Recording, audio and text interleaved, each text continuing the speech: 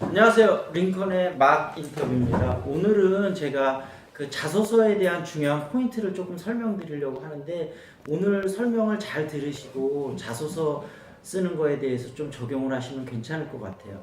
일단 자소서에 대해서 오늘 중요한 포인트 중에서 오늘은 제가 소제목 잡는 거하고 스트럭처 잡는 거를 조금 설명을 드리려고 하거든요. 근데 자소서 쓰실 때 먼저 좀 기억을 하셔야 되는 거는, 자소서 쓸 때 가장 우리가 이제 많이 이야기하는 세 가지 중요한 질문이 있다고 하거든요. 근데 이건 이제 대기업 기준이고 중견기업은 살짝 다를 수도 있는데, 일단 대기업 기준으로 해서 중요한 거 세 가지는 여기서 보시면, 첫 번째는 직무 역량이 제일 중요하고, 두 번째는 지원 동기, 세 번째는 입사 후 포부, 이렇게 중요한데, 왜 이 말씀을 드리냐면, 우리가 자소서를 쓸 때는 많은 친구들은 그냥 보통 1번서부터 항상 쓰잖아요. 근데 그렇게 쓰시지 말 거를 제가 꼭 추천을 드리는 게, 왜 그러냐면, 보통은 우리가 자소서를 쓸 때 그 처음 쓰는 게 에너지가 가장 많이 들어가거든요. 그래서 가장 중요한 항목부터 쓰는 게 좋아요. 그래서 예를 들면 SK 자소서 같은 경우가 보통 1번서부터 5번 항목까지 있는데, 보통 직무 역량에 관련 게 4번, 5번에 많이 들어가 있거든요. 그러면 이 부분이 더 중요하다는 거죠. 그래서 중요한 거를 먼저 쓰시고, 그 다음에 덜 중요한 거를 좀 나중에 쓰셔서, 일단 아까 말씀드린 이 세 가지 순서로 먼저 쓰시는 거를 조금 부탁을 드리고, 그 다음에 이제 소제목하고 스트럭처를 제가 나눠서 좀 설명을 드릴 건데, 먼저 소제목을 잡을 때 이렇게 물어보는 친구들이 있거든요. 소제목은 꼭 써야 되나요? 뭐 소제목을 꼭 써야 되는 건 아닌데, 여러분이 이런 식으로 생각을 해보세요. 인사 담당자들이나 실무자들이 짧은 시간 안에 정말로 많은 자소서를 읽어야 되는데, 보통 한 1분이나 2분 정도에 읽고 자소서 점수를 매겨야 되거든요. 근데 여러분이 한번 이런 걸 가정을 해볼게요. 상사가 여러분한테 이렇게 두꺼운 신문을 주면서, 야, 5분 동안 이거 읽은 다음에 중요한 내용을 정리해서 나한테 좀 간단하게 보고 좀 해줘, 이랬는데, 여러분이 그 신문을 5분 동안 읽고 정리를 하려고 하는데 제목이 전부 없어, 신문에. 그러면 내용이 빨리 파악이 되시겠어요? 안 되시겠죠. 그래서 소제목을 잡아야 되는데, 소제목을 잡는 또 요령이 있거든요.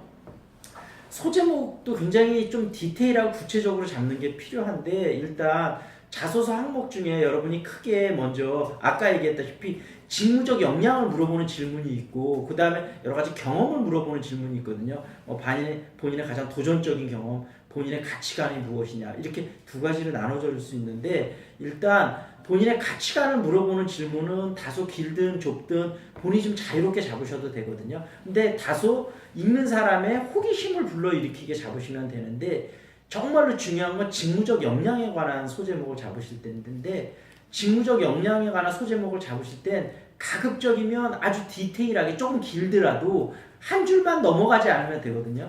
제가 지금 예시를 하나 드릴 텐데, 예시를 들으면 금방 이해가 되실 거예요. 제가 이제 여기서 스타디 하던 친구 중에서 이제 그 영업 관리나 해외 영업을 지원하는 친구였었는데, 이제 본인 경험 중에 이런 거를 썼어요. 본인이 커피숍에서 이제 파타임 일을 하는데, 그 매니저가 처음 자기 일하게 될 때 이런 얘기를 해주더래요.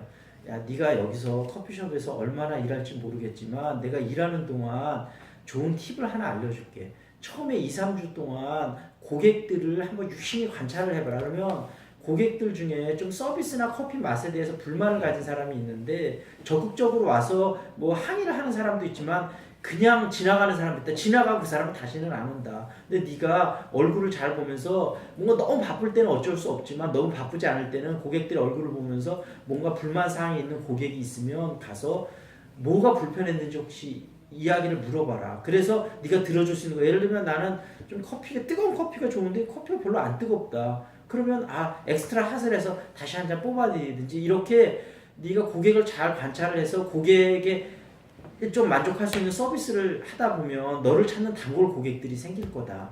너를 찾는 단골 고객이 생기면 네가 동료들한테도 인정받고 너도 일하는 좀 재미가 있을 거다. 너를 인정해주는 사람이 있다는 건 항상 일하면서 즐거운 일이다. 이런 충고를 해주더래요. 그래서 자기가 들어보고 나름대로 좀 일리가 있다 생각이 돼서, 정말 처음에 한 2, 3주 동안은 그렇게 노력을 했고, 나름대로 단골 손님을 많이 만들어서 거기서 한 6개월 정도 파타임 하는 일 동안 굉장히 재미있게 일을 했다. 이 내용을 이제 자소서 어떤 항목에 썼어요. 근데 이 친구가 소제목을 뭐라고 잡았냐면 이렇게 잡았어요. 고객의 끊임없는 고객을 끊임없이 관찰해서 고객을 만족시키다. 뭐 하여튼 이런 이유로 제목을 잡았던 것 같아요. 근데 이게 조금 포인트를 잘못 잡은 게 이 내용 중에서 무엇을 생각을 해야 되냐면 아까 얘기했다시피 무엇이 가장 중요한 내용일까? 물론 고객을 관찰해서 고객을 만족시키는 것도 중요한 내용인데 정말로 더 중요한 내용은 뭐냐면 이 친구가 상사의 충고를 잘 따랐다는 거예요. 상사의 충고를 잘 따라서 그 결과로 고객을 만족시키는 그런 결과가 나온 거거든요. 그러니까 오히려 인사 담당자나 회사에서 더 관심을 갖는 건 이 친구가 상사의 말을 흘려듣지 않고 잘 들었다는 거죠. 그래서 제가 소제목을 어떻게 좀 고쳐줬냐면 특히 또 소제목을 잡으실 때 연도나 숫자를 활용해서 사실감을 높이면 좋거든요. 그래서 2011년 커피숍 이름을 써도 상관없어요. 무슨 커피숍에서 점장님의 충고를 가슴에 품다. 센스쟁이 무슨 누구누구 이렇게 소제목. 그러니까 점장님의 충고를 가슴에 품어서 그걸 센스 있게 실무에 적용을 했다 이 뜻인 거거든요. 이런 식으로 뭔가 이 내가 자소서 쓰는 항목 중에 정말 중요한 부분이 무엇이고 어떤 내용을 써야 읽는 사람들이 좀 더 관심을 가질지 그런 부분을 좀 생각을 하셔야 되고 제가 하나만 더 한번 말씀드려 볼게요. 소제목 잡는 거에서 이 친구는 마케팅 직무를 도전하는 친구였는데 어떤 회사에서 주최하는 마케팅 공모전에 몇 년 동안 꾸준히 도전해서 결국 상을 받았다 이 얘기인데 이 친구가 소제목에다 뭐라고 썼냐면 끝없는 도전 이렇게 썼어요. 그러면 이 친구가 생각한 건 이 자소서 내용 중에 가장 중요한 게 끝없이 도전한 게 제일 중요하다고 생각하니까 끝없는 도전이라고 잡았을 거 아니에요. 물론 끝없는 도전도 중요하긴 한데 정말 중요한 건 뭐냐면 그 몇 년 동안 끊임없이 도전을 해서 결국은 상을 받았잖아요. 끝없이 도전한 것도 중요한 것도 상을 받은 것도 중요한데 그 과정을 통해서 배운 역량이 뭐냐 이게 가장 중요한 거예요. 그리고 회사에서도 가장 알고 싶은 게 그건 거죠. 그래서 소제목을 어떻게 고쳐줬냐면 이것도 마찬가지로 이 몇 년 동안 끊임없이 도전했다니까 그 연도수를 써주는 게 좋거든요. 예를 들면 2011년부터 14년이면 14년 이렇게 써주고 무슨 막 현대자동차면 현대자동차 무슨 공모전을 통해서 예를 들면 내가 그걸 통해서 아까 배운 역량이 중요했다잖아요. 기본적인 자료 분석 능력과 뭐 예를 들면 기획력을 배웠습니다. 그러면 소제목만 보고도 몇 년도부터 몇 년 무슨 공모전 준비했었고 그걸 통해서 배운 게 무엇이구나 이렇게만 알면 아까 얘기했다시피 인사 담당자들이 소제목만 읽고 넘어갔을 때도 이 사람의 직무적 역량이 머리에서 그려진다는 거죠. 그래서 직무적 역량의 소제목을 잡을 때는 반드시 조금 길더라도 연도수를 활용하고 디테일한 내용을 담아서 소제목만 보고도 어떤 그 내용이 파악이 될 수 있도록 그렇게 소제목을 좀 잡아보시면 좋을 것 같아요. 그 다음에 이제 그 스트럭처 잡는 부분을 조금 설명을 드릴게요. 스트럭처 잡는 부분은 첫 번째로는 아까 이것도 두 가지로 나눠볼 수 있는데 어떤 그 나의 일상적인 경험을 하는 경우하고 직무적 역량을 나타내는 경우가 있을 수 있거든요. 그래서 일상적인 경험은 우리가 뭐로 잡으면 좋냐면 스타 기법이라고 아시잖아요. 이제 S는 situation, T는 task, A는 action, R은 result거든요. 근데 이걸 네 가지를 하는데 보통 우리가 500, 700, 1000자짜리가 있는데 이런 거를 4달락으로 나누기에는 조금 너무 많이 나눠지는 경우가 있거든요. 보통은 통상 2달락이나 3달락으로 나누게 돼요. 그래서 2달락으로 나눌 때는 STA를 하나로 묶어서 어떤 일을 통해서 내가 배경과 내가 배운 그러니까 어떤 일의 배경과 한 행동, 그 다음에 그걸 통해서 배운 거 이렇게 크게 2달락으로 나누시면 3달락으로 나눌 때는 S를 하나 놓고 시츄에이션을 하나 하시고 그 다음에 액션하고 타스크 그걸 통해서 내가 실제 한 행동 그 다음에 맨 마지막에 리저트 그걸 통해서 배운 거 이렇게 3단락 정도로 나누시면 되거든요. 그래서 예를 들면 보통 사람들이 한번 눈에 읽히는 게 300자나 400자거든요. 그러니까 1000자짜리 같은 거를 한 문단으로 그냥 스트럭처 없이 그냥 쓰지 말고 반드시 2단락이나 3단락으로 나누셔서 눈에 좀 탁탁 들어오게 써주시는 게 되게 중요해요. 이렇게 스트럭처를 잡으시고 그 다음에 어떤 직무적 역량에 대한 소제목을 잡으실 때는 제가 뭐 구체적인 사례를 달아서 한번 얘기를 해드려 볼게요. 이번에 이제 현대자동차 자소서 항목 중에 이런 내용이 있었거든요. 3번 항목에 본인이 우리 회사를 지원한 지원 동기와 그 준비 역량에 대해서 써라. 첨자 이런 게 있었어요. 근데 이제 이 스트럭처나 이런 거를 생각을 안 하는 친구들은 그냥 쓸 때는 어떻게 쓰냐면 지원 동기와 그 준비 과정을 쓰라니까 그냥 아무 생각 없이 무조건 지원 동기부터 쓰기 시작하는 거예요. 예를 들면 우리 집은 어렸을 때부터 현대자동차가 있어서 뭐 현대자동차에 관심이 있었고 내가 미국에 유학 갔을 때 뭐 메디슨 스퀘어 가든에서 뭐 현대자동차를 보면서 애국심이 불끈 솟았고 막 이런 식으로 스토리텔링 식으로 지원 동기를 쓰다 보면 금방 700자 800자 되거든요. 그럼 준비 역량을 써야 되는데 쓸 자리가 전부 짧잖아요. 그러니까 그냥 나는 뛰어난 의사소통 능력을 가졌다. 그래서 내가 뭐 대학교 때 동아리 회장을 하면서 동아리가 거의 뭐 찢어질 뻔했는데 뛰어난 의사소통 능력을 발휘해서 뭐 해서 이런 의사소통 능력을 발휘해서 회사에서 잘 공헌하겠다. 이렇게 많이 쓰는데 여기서 하나 생각해야 될 건 아까 얘기했다시피 지원 동기하고 준비 과정을 쓰라고 그랬잖아요. 근데 이거를 잘 파악하셔야 되는 게